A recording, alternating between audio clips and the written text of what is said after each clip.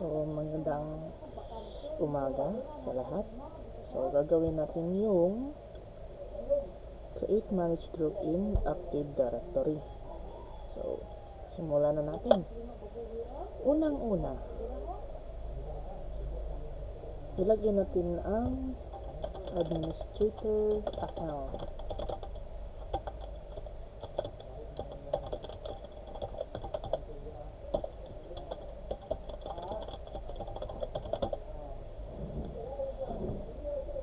So, i-provide lang natin yung details at hintayin natin pumunta sa server manager tulad nito. So, sa step 2 na tayo. Tapos na tayo sa step 1. So, sa step 2 is i-click natin itong tools at pumunta tayo sa Active Directory Users and Computers. Pagkatapos niyan is gagawa sa starc.local ito, gagawa daw tayo ng OUO, tinatawag na Organizational Unit ay Organizational Units. So, kung paano gawin is i-right click mo lang yung starc.local at i-drag mo sa new at hanapin ang organizational unit at click. So, papangalanan nating manage user. So, hindi ko na gagawin kasi mayroon na tayo. So, pinakita ko lang kung paano. So, manage user. Sa manage user naman is gagawa ka din ng organizational unit.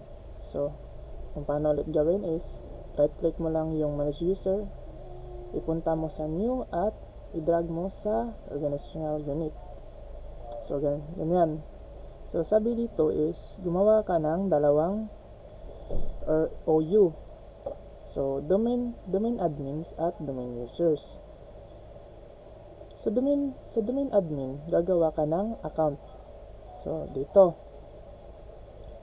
So, pagpasok mo sa domain admin is gawin mo sa in the right pane ito dito is mag right click ka lang tapos new at pumunta ka sa user. So, fill the details. So, ang first name natin is ko L Wang.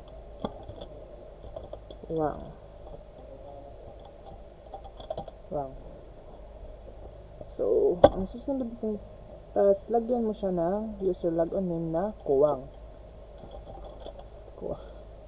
So, next. So, pero nandito na to na account, nag-exist na to. Pero pinapakita ko lang kung paano. To. At ang password is capital P at $2 nga word. At i-uncheck mo to ang user must change password at next logon. So, next. So, kayo nang bahala. So, nandiyan na. Meron na tayong isa. Ang susunod na gagawin natin is pupunta tayo sa properties. Sa properties niya is pupunta tayo sa members of. At mag-add tayo. At i-click lang natin tong add. Tsaka i-type mo admin. So, admin. Ito. Pag lumabas yan, click OK. Una mong gagawin, check name, tapos OK. Pero nandyan na, so apply, OK. So, susunod na gagawin is magsi-switch user tayo gamit ang Kuwang na user. So, switch user. So, Kuwang.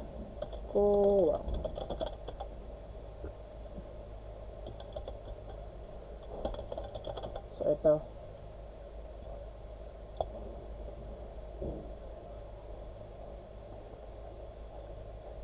So, nakalagin na tayo sa ating domain admins.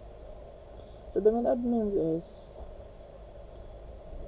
ulitin na natin yung pag-click ng tools at pumunta tayo sa Active Directory Users and Computers.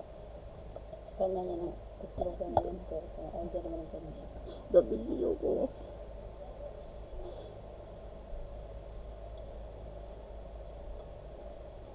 Tas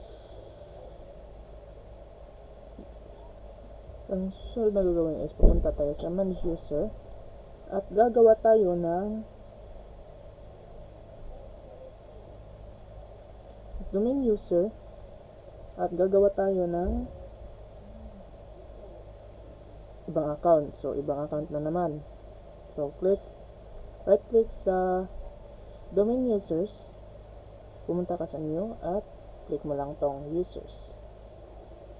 Pagkatapos nyan, pagkatapos nyan is fill out the details na lang. Tapos, yun lang sa ginawa natin sa Kuwang na account. So, next natin gagawin is dito naman tayo sa starc.local. Sa starc.local, gagawa tayo ng manage group. So, kung paano gawin, alam nyo na. Right click ang starc.local na domain at organizational unit, OOU. So, sa manage group na OU is gagawa tayo ng group. So, group is tulad din ng paggawa ng OU is right click ka sa right name at hanapin mo yung group at click. So, pangalan mo ng group A at group B. Saka yung group scope is global at ang group type is security. Yan lang. So, paano gumawa? So, tulad nito. Ito na yung resulta. Sa group A is i-add mo daw si Kuwang. So, paano o gagawin? Pumunta ka sa domain admin at right click mo si Kuwang at i-add to group mo. Paghahanap, so sabi dito is i-add mo si Kuwang sa group A. Group. Tsaka dito, click mo yun at group A. Click mo yung group A at okay.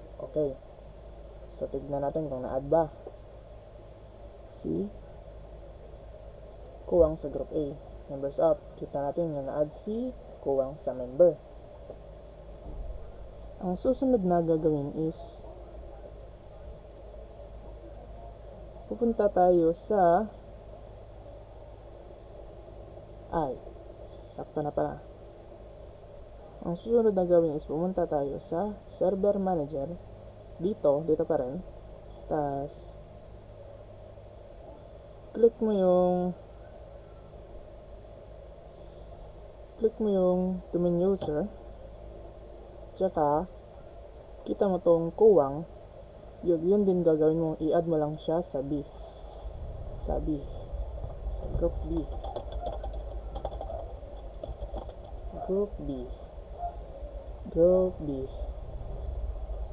So, check nga natin kung nandun ba siya sa B.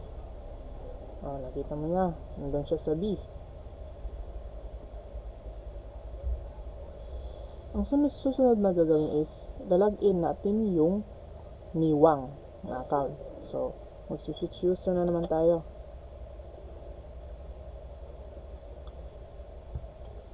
So, switch user. So, lagyan natin yung Niwang.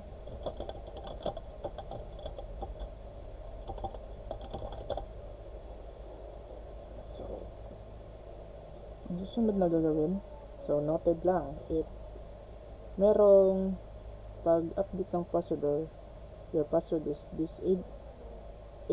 expiring, change mo lang sa PC4112A.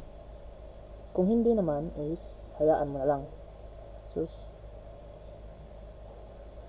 So sa part 5 na tayo. Sa part 5 naman is babalik tayo sa domain user. Tapos na tayong mag-login sa Niwang is na-confirm na natin na running siya, is balik tayo sa kuwang na domain admin. So, doon lang tayo sa click lang natin yung tools, Active Directory, users and computer, at hanapin natin si Niwang. So, si Niwang is nandito siya sa manage user at domain user. Sa domain user is i-try down natin siyang i-disable. So, disable. So, na-disable na si Niwang. Tas, ang susunod na gagawin is, gagawa daw tayo ng OU na disabled user. So, meron na tayong disabled user. Asan yun? Ito. Walang laman, empty. So, drag lang natin si Niwang sa disabled user. So, click yes. Click yes. So, kita nyo, wala na siya sa domain user. Nandito na siya sa disabled user. So, ang susunod na gagawin is, i-check natin kung na-disable na ba si Niwang. So, try natin i-login. Switch user na naman tayo. Ang susunod na gagawin is, login. So, nakita mo to. Your account has been disabled. Please see your system administrator. So, ito yung dialog box. So, balik tayo sa kuwang.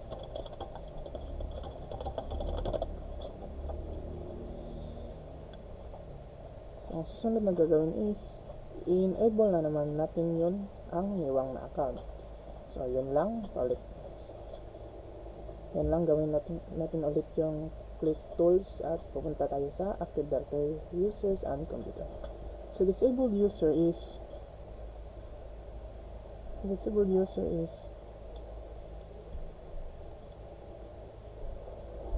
right click, hanapin mo si Niwang at i-enable account mo ulit. So, enable. So, click mo tong view at click mo tong advanced feature para malipat mo siya ulit sa manage user. So, nakita mo to. Drag lang natin dito sa domain user at click yes. So, enable account na siya ulit. So,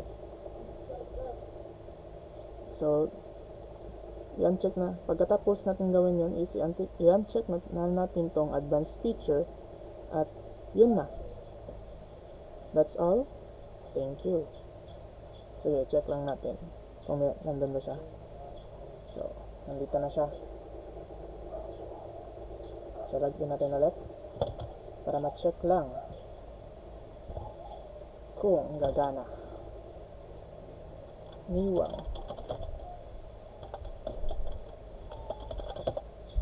So, running na siya. So, that's all. Thank you. Bye-bye.